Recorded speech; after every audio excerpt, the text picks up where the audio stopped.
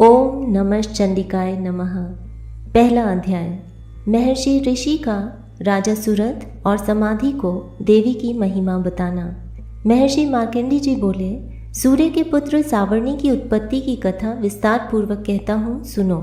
सावर्णी महामाया की कृपा से जिस प्रकार मनवंतर के स्वामी हुए उसका हाल भी सुनो। पहले स्वारोचिष नामक मनवंतर में चैत्रवंशी सुरथ नाम के एक राजा थे। सारी पृथ्वी पर उनका राज्य था। वह प्रजा को अपने पुत्र के समान मानते थे, तो भी कोला विध्वंसी राजा उनके शत्रु बन गए। दुष्टों को दंड देने वाले राजा सुरथ की उनके साथ लड़ाई हुई। कोला विध्वंसियों के संख्या में कम होने पर भी राजा सुरथ युद्ध में उनसे हार गए। तब वह अपने नगर में आ गए। केवल अपने देश का राज्य ही उनके पास रह गया और वह उसी देश के राजा होकर राज्य करने लगे, किंतु उनके शत्रुओं ने उन पर वहां भी आक्रमण कर दिया। राजा को बलहीन देखकर उसके दुष्ट मंत्रियों ने राजा की सेना और खजाना अपने अधिकार में कर लिया। राजा सुरथ अपने राजाधिकार को हार कर शिकार खेलने के बहाने घोड़े पर सवार होकर वहां से एक भयंकर वन की ओर चले गए। उस वन में उन्होंने महर्षि मेधा का आश्रम देखा। वहां मेधा महर्षि अपने शिष्यों तथा मुनियों से सुशोभित बैठे हुए थे और वहां कितने ही हिंसक जीव परम शांति भाव से रहते थे। राजा सुरथ ने महर्षि मेधा को प्रणाम किया और महर्षि ने भी उनका उचित सत्कार किया। राजा सुरथ महर्षि के आश्रम में कुछ समय तक ठहरे। अपने नगर की ममता के आकर्षण से राजा अपने मन में सोचने लगे, पूर्व काल में पूर्वजों ने जिस नगर का पालन किया था वह आज मेरे हाथ से निकल गया। मेरे दुष्ट एवं दुरात्मा मंत्री मेरे नगर की अब धर्म से रक्षा कर रहे होंगे या नहीं। मेरा प्रधान हाथी, जो कि सदा मद की वर्षा करने वाला और शूरवीर था, मेरे वैरियों के वश में होकर न जाने क्या दुख भोग रहा होगा। मेरे आज्ञाकारी नौकर, जो मेरी कृपा से धन और भोजन पाने से सदैव सुखी रहते थे और मेरे पीछे पीछे चलते थे, वह अब निश्चय ही दुष्ट राजाओं का अनुसरण करते होंगे तथा मेरे दुष्ट एवं दुरात्मा मंत्रियों द्वारा व्यर्थ ही धन को व्यय करने से संचित किया हुआ मेरा खजाना एक दिन अवश्य खाली हो जाएगा। इस प्रकार की बहुत सी बातें सोचता हुआ राजा निरंतर दुखी रहने लगा। एक दिन राजा सुरथ ने महर्षि मेधा के आश्रम के निकट एक वैश्य को देखा। राजा ने उससे पूछा, भाई तुम कौन हो? यहाँ तुम्हारे आने का क्या कारण है और तुम मुझे शोकग्रस्त अनमने से दिखाई देते हो, इसका क्या कारण है? राजा के ये नम्र वचन सुन वैश्य ने महाराज सुरथ को प्रणाम करके कहा। वैश्य बोला, राजन, मेरा नाम समाधि है। मैं धनियों के कुल में उत्पन्न एक वैश्य हूँ। मेरे दुष्ट स्त्री पुत्रादिकों ने लोभ से मेरा सब धन छीन लिया है और मुझे घर से निकाल दिया है। मैं इस तरह से दुखी होकर इस वन में चला आया हूँ और यहाँ रहता हुआ मैं इस बात को भी नहीं जानता कि अब घर में इस समय सब कुशल हैं या नहीं। यहाँ मैं अपने परिवार का आचरण संबंधी कोई समाचार भी नहीं पा सकता। मैं अपने पुत्रों के संबंध में यह भी नहीं जानता कि वह सदाचारी हैं या दुराचार में फंसे हुए हैं। राजा बोले, जिस धन के लोभी स्त्री पुत्रों ने तुम्हें घर से निकाल दिया है, फिर भी तुम्हारा चित्त उनसे क्यों प्रेम करता है? वैश्य ने कहा, मेरे विषय में आपका ऐसा कहना ठीक है, किंतु मेरा मन इतना कठोर नहीं है। यद्यपि उन्होंने धन के लोभ में पड़कर पितृ स्नेह को त्याग कर मुझे घर से निकाल दिया है, तो भी मेरे मन में उनके लिए कठोरता नहीं आती। हे महामते, मेरा मन फिर भी उनमें क्यों फंस रहा है, इस बात को जानता हुआ भी मैं नहीं जान पा रहा। मेरा चित्त उनके लिए दुखी है। मैं उनके लिए लंबी लंबी सांसें ले रहा हूँ। उन लोगों में प्रेम नाम को नहीं है, फिर भी ऐसे निस्नेहियों के लिए मेरा हृदय कठोर नहीं होता। महर्षि मार्कंडेय जी ने कहा, हे ब्राह्मण, इसके पश्चात महाराज सुरथ और वह वैश्य दोनों महर्षि मेधा के समीप गए और उनके साथ यथा योग्य न्याय संभाषण करके दोनों ने वार्ता आरंभ की। राजा बोले, हे भगवान, मैं आपसे एक बात पूछना चाहता हूँ, सो आप कृपा करके मुझे बताइए। मेरा मन मेरे अधीन नहीं है, इससे मैं बहुत दुखी हूँ। राज्य धनादिक की चिंता अभी तक मुझे बनी हुई है और मेरी यह ममता अज्ञानियों की तरह बढ़ती ही जा रही है। और यह समाधि नामक वैश्य भी अपने घर से अपमानित होकर आया है। इसके स्वजनों ने इसे त्याग दिया है। स्वजनों से त्यागा हुआ भी यह उनसे हार्दिक प्रेम रखता है। इस तरह हम दोनों ही दुखी हैं। हे महाभाग, उन लोगों के अवगुणों को देखकर भी हम दोनों के मन में उनके लिए ममता जनित आकर्षण उत्पन्न हो रहा है। हमारे ज्ञान रहते हुए भी ऐसा क्यों है? अज्ञानी मनुष्यों की तरह हम दोनों में ये मूर्खता क्यों है? महर्षि मेधा ने कहा, विषम मार्ग का ज्ञान सब जंतुओं को है। सबों के लिए विषय पृथक पृथक होते हैं। कुछ प्राणी दिन में नहीं देखते और कुछ रात को, परंतु कोई जीव ऐसे हैं जो दिन तथा रात दोनों में देख सकते हैं। यह सत्य है कि मनुष्यों में ज्ञान प्रधान है, किंतु केवल मनुष्य ही ज्ञानी नहीं होता, पशु पक्षी आदि भी ज्ञान रखते हैं।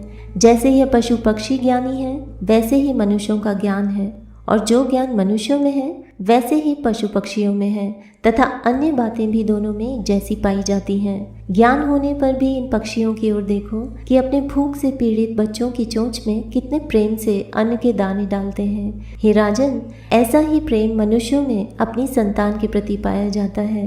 लोभ के कारण अपने उपकार का बदला पाने के लिए मनुष्य पुत्रों की इच्छा रखते हैं और इस प्रकार मोह के गड़े में गिरा करते हैं। भगवान श्री हरि की जो माया है उसी से यह संसार मोहित हो रहा है। इसमें आश्चर्य की कोई बात नहीं, क्योंकि वह भगवान विष्णु की योग निद्रा है। यह माया ही तो है जिसके कारण संसार मोह में जकड़ा हुआ है।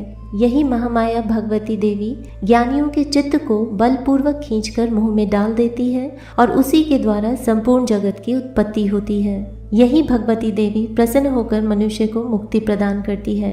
यही संसार के बंधन का कारण है तथा संपूर्ण ईश्वरों की भी स्वामिनी है।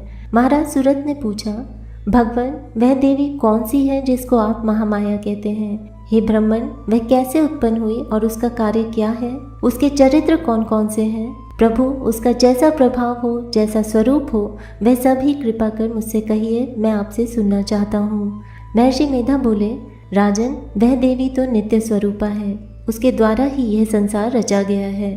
तब भी उसकी उत्पत्ति अनेक प्रकार से होती है, वह सब आप मुझसे सुनो। वह देवताओं का कार्य सिद्ध करने के लिए प्रकट होती है, उस समय वह उत्पन्न हुई कहलाती है। संसार को जलमय करके जब भगवान विष्णु योग निद्रा का आश्रय लेकर शेष शैया पर सो रहे थे, तब मधु कैटव नाम के 2 असुर उनके कानों के मैल से प्रकट हुए और वह श्री ब्रह्मा जी को मारने के लिए तैयार हो गए। श्री ब्रह्मा जी ने जब उन दोनों को अपनी ओर आते देखा और यह भी देखा कि भगवान विष्णु योग निद्रा का आश्रय लेकर सो रहे हैं, तो वह उस समय श्री भगवान के जगाने के लिए उनके नेत्रों में निवास करने वाली योग निद्रा की स्तुति करने लगे। श्री ब्रह्मा जी ने कहा, हे देवी, तुम ही स्वाहा, तुम ही स्वधा और तुम ही वष्टकार हो।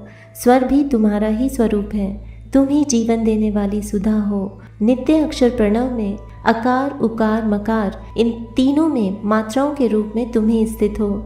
इनके अतिरिक्त जो बिंदु पद अर्ध मात्रा है, जिसका कि विशेष रूप से उच्चारण नहीं किया जाता है, हे देवी, वह भी तुम ही हो। हे देवी, संध्या, सावित्री तथा परम जननी तुम ही हो। तुम इस विश्व को धारण करने वाली हो, तुमने ही इस जगत की रचना की है और तुम ही इस जगत का पालन करने वाली हो और तुम ही कल्प के अंत में सबको भक्षण करने वाली हो। हे देवी, जगत की उत्पत्ति के समय तुम सृष्टि रूपा होती हो, पालन काल में स्थिति रूपा हो और कल्प के अंत में संहार रूप धारण कर लेती हो। तुम ही महाविद्या, महामाया, महामेधा, महारात्रि और मोहरात्रि हो। श्री ईश्वरी और बोध स्वरूपा बुद्धि भी तुम ही हो। लज्जा, पुष्टि, तुष्टि, शांति और क्षमा भी तुम ही हो। तुम खड़ग धारिणी, शूल धारिणी, घोर रूपा तथा गदा, चक्र, शंख और धनुष के धारण करने वाली हो। बाण, भुषुंडी और परेग, यह भी तुम्हारे ही अस्त्र हैं। तुम सौम्य और सौम्यतर हो। यही नहीं, बल्कि जितनी भी सौम्य तथा सुंदर वस्तुएं इस संसार में हैं, उन सब से बढ़कर सुंदर तुम हो। पर और अपर सबसे पर रहने वाली सुंदर तुम ही हो। हे सर्व स्वरूपे देवी, जो भी सत असत पदार्थ हैं और उनमें जो शक्ति है वह तुम ही हो। ऐसी अवस्था में भला तुम्हारी स्तुति कौन कर सकता है? इस संसार की सृष्टि, पालन और संहार करने वाले जो भगवान हैं, उनको भी जब तुमने निद्रा के वशीभूत कर दिया है, तो फिर तुम्हारी स्तुति कौन कर सकता है? मुझे, भगवान विष्णु तथा भगवान शंकर को शरीर धारण कराने वाली भी तुम ही हो। तुम्हारी स्तुति करने की शक्ति भला किसमें है? हे देवी, तुम तो अपने इन उदार प्रभावों के कारण ही प्रशंसनीय हो। मधु और कैटव जो भयंकर असुर हैं, इन्हें तुम मोह में डाल दो और श्री हरि भगवान विष्णु को भी जल्दी जगा दो और उनमें इनको मार डालने की बुद्धि भी उत्पन्न कर दो। महर्षि मेधा बोले, हे राजन, जब श्री ब्रह्मा जी ने देवी से इस प्रकार स्तुति करके भगवान को जगाने तथा मधु और कैटव को मारने के लिए कहा, तो वह भगवान श्री विष्णु के नेत्र, मुख, नासिका, बाहु, हृदय और वक्ष स्थल से निकल श्री ब्रह्मा जी के सामने खड़ी हो गई। उनका ऐसा करना था कि भगवान श्री हरि तुरंत जाग उठे और दोनों असुरों को देखा जो कि अत्यंत बलवान तथा पराक्रमी थे और मारे क्रोध के जिनके नेत्र लाल हो रहे थे और जो ब्रह्मा जी को वध करने के लिए तैयार थे। तब क्रुद्ध हो उन दोनों दुरात्मा असुरों के साथ भगवान श्री हरि पूरे 5000 वर्ष तक लड़ते रहे। एक तो वह अत्यंत बलवान तथा पराक्रमी थे, दूसरे महामाया ने भी उन्हें मोह में डाल रखा था। अतः वे श्री भगवान से कहने लगे, हम दोनों तुम्हारी वीरता से अत्यंत प्रसन्न हैं, तुम हमसे कोई वर मांगो। भगवान ने कहा, यदि तुम मुझ पर प्रसन्न हो तो अब तुम मेरे हाथों से मर जाओ, बस इतना सा ही वर मैं तुमसे मांगता हूँ, यहाँ दूसरे वर से क्या प्रयोजन है। महर्षि मेधा बोले, इस तरह से जब वह धोखे में आ गए और अपने चारों ओर जल ही जल देखा तो भगवान श्री हरि से कहने लगे, जहाँ पर जल न हो, सूखी जमीन हो, उसी जगह हमारा वध कीजिए।